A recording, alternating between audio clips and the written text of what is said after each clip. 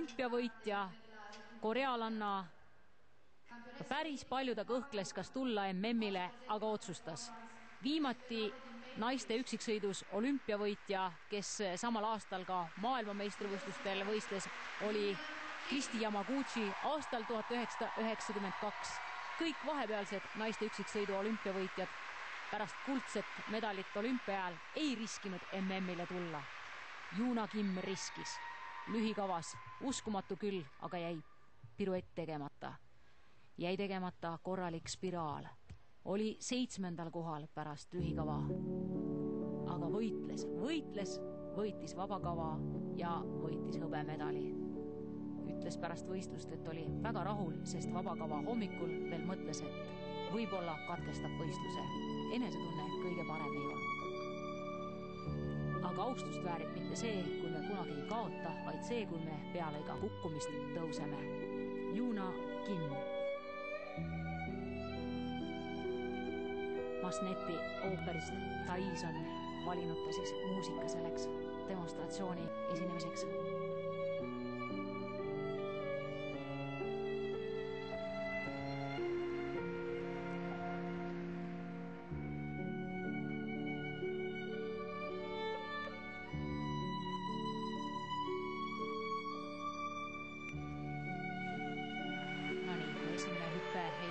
Teisega Juuna Kim üritab ikkagi näidata publikule oma head klassi. See on tema firmapiruett.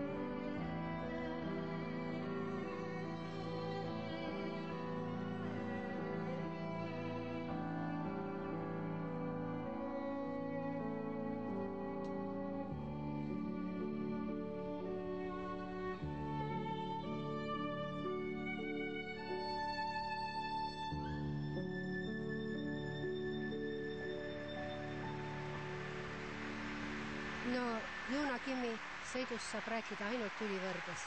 Ta on niivõrd kerge ja plastiline. Iga liigutus on muusikasse. Ta nagu hõljub jää kohal, rääkimata kõigist ilusutamise spetsiaalsetest elementist, hüpetest ja piruettidest. Kõik maandumised on väga sujuvad ja pehmed ja pirueti positsioonid lihtsalt sõnud seletamatult kaunid. Väga raske on see hooaja lõpp olnud tema jaoks, eelkõige psühholoogiliselt. Ütles, et nii keerukas oli leida motivatsiooni nendeks maailmameistrivõistlusteks pärast perfektset olümpiat. Nii hästi, nagu õnnestus olümpiajal uisutada, ei ole selle uue süsteemi valguses ja võiks ka öelda tehniliselt mitte kunagi varem ükski naine uisutanud. Nüüd selles MM-võistluses pidi ta siis tunnistama Maoas saada 6,79 punktilist paremust, aga jäi rahule, et suutis